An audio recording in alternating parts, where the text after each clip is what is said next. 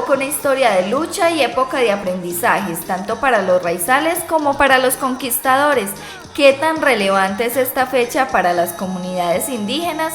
Estas que fueron las primeras en habitar nuestro territorio. El 20 de julio de 1810 no era tanta la relevancia para los pueblos indígenas, porque en esa época todavía existía el dominio de los españoles hacia los criollos, hacia los indígenas y hacia los afros, o la negritud después, como se llamaban en esa época.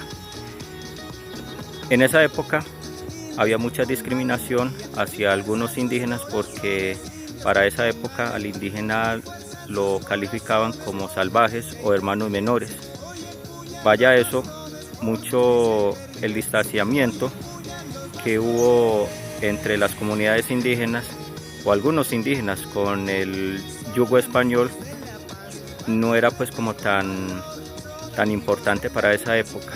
Las comunidades o pueblos indios fueron desde los comienzos del régimen colonial elementos fundamentales en el sistema de América. Esto dada la congregación forzada de los indígenas en los pueblos regidos por el cura, el cacique, el cabildo o el corregidor. Estas comunidades contaban con ciertas garantías de resguardos o tierras, así como soportes económicos en el sistema colonial. Sin embargo, en un futuro debieron enfrentar otras luchas por sus tierras. Primero, el 9 de julio, ¿por qué?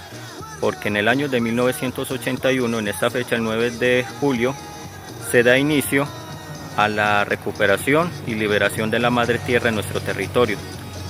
En esa época, hombres, mujeres y niños se unieron fuerzas para realizar esta fecha especial que fue la liberación de la madre tierra, y así se celebra entonces esta fecha especial, muy recordado por todo el pueblo de Carmatarrúa Cristianía.